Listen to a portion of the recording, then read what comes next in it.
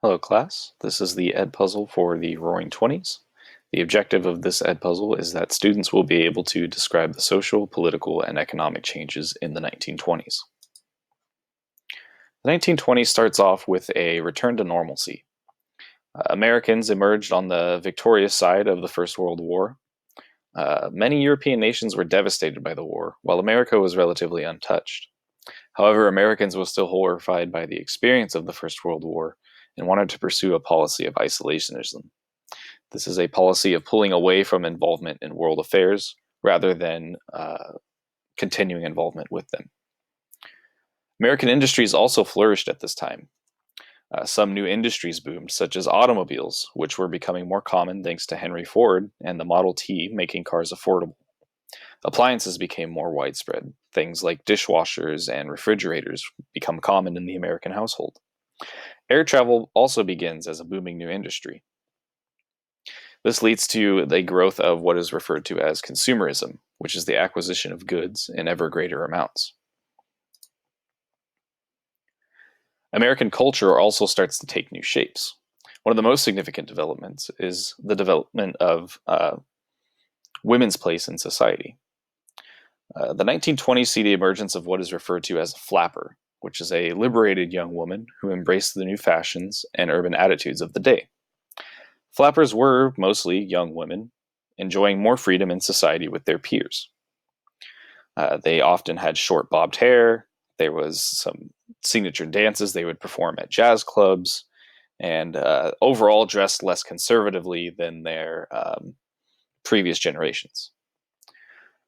Women also wanted to pursue new opportunities in the workspace. They'd experienced work independence during the First World War. And when men came back from war, women had to return to typical women's jobs. These were things such as teachers, nurses, and sales clerks. Many of these jobs did not have equal pay or opportunity for women. Many women did not like the idea of going back to their lower paying women's jobs, and this starts a push for equality in the workspace for women. At home, women's roles also changed. Appliances and other consumer products made it easier for women to maintain the household. Also, family sizes began to get smaller, and the prevalence of public schools also meant that there were less children at home for less time.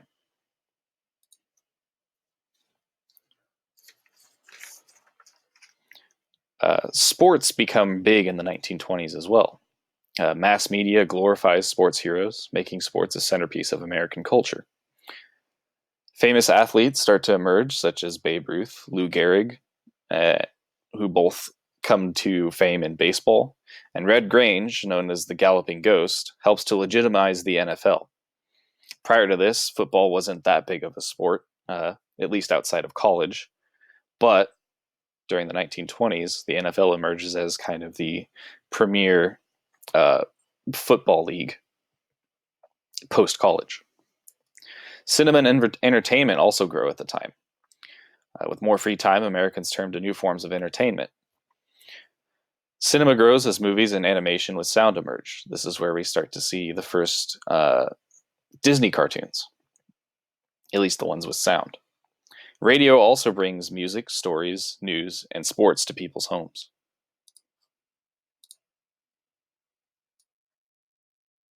The 1920s also see the growth of African American culture. The Harlem Renaissance begins in Harlem in northern New York City, and it soon becomes the center of Black America. The Harlem Renaissance itself was a literary and artistic movement celebrating African American culture. Poets such as Langston Hughes and Zora Neale Hurston describe the lives and hardships of African Americans. The main goal of the Harlem Renaissance was to chronicle and provide a example of the African American experience. Jazz also emerges a little bit earlier than this in New Orleans, but by the 1920s has become widespread. Jazz clubs open in major cities around the United States, and young people start to embrace jazz as kind of the new music sensation.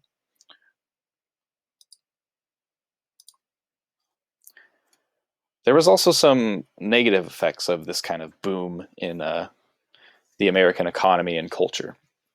Nativism and xenophobia become prevalent. After the destruction of the First World War, Americans wanted to withdraw away from the world stage and refused to join the League of Nations. This is a consequence of the isolationism. This prompts a distrust of foreign people, which is known as nativism. Basically, the idea that anyone who isn't born in America is shady or untrustworthy. This promotes an irrational fear of anything and anyone seen as foreign, strange, or un-American, which is called xenophobia. Basically, the rejection of all culture other than American culture. Ultimately, these ideas lead to the Emergency Quota Act of 1921.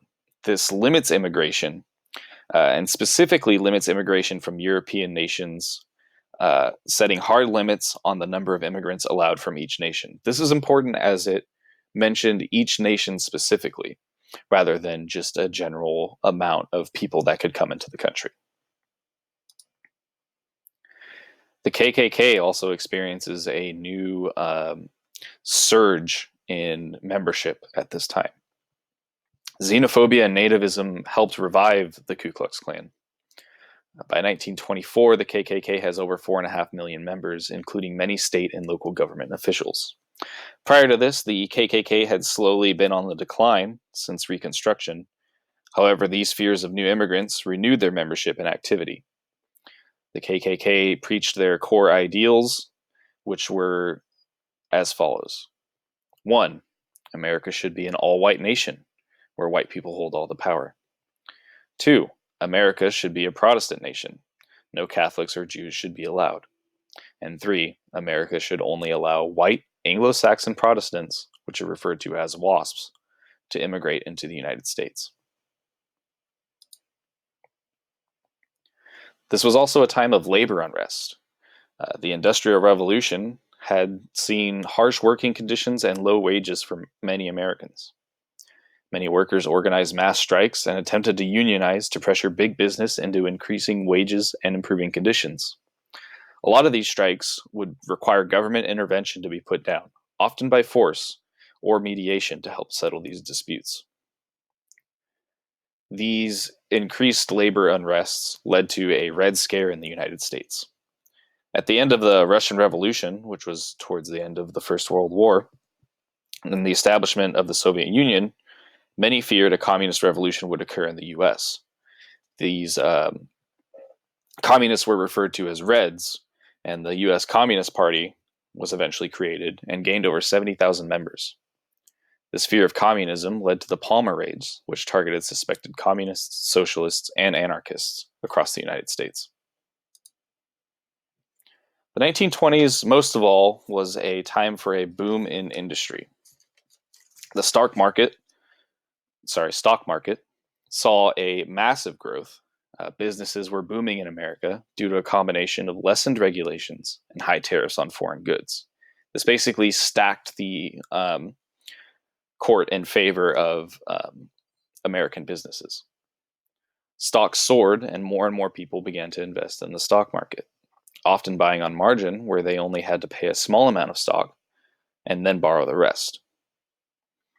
This was also seen in consumer goods. Thanks to consumerism, more and more people began buying products, often products that cost large sums of money.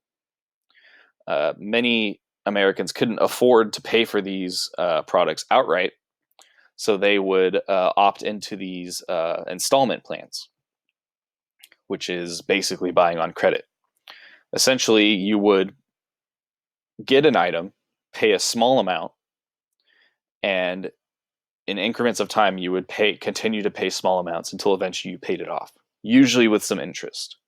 Interest is basically a charge for using an installment plan, so you would end up paying more overall, but over a wider period of time.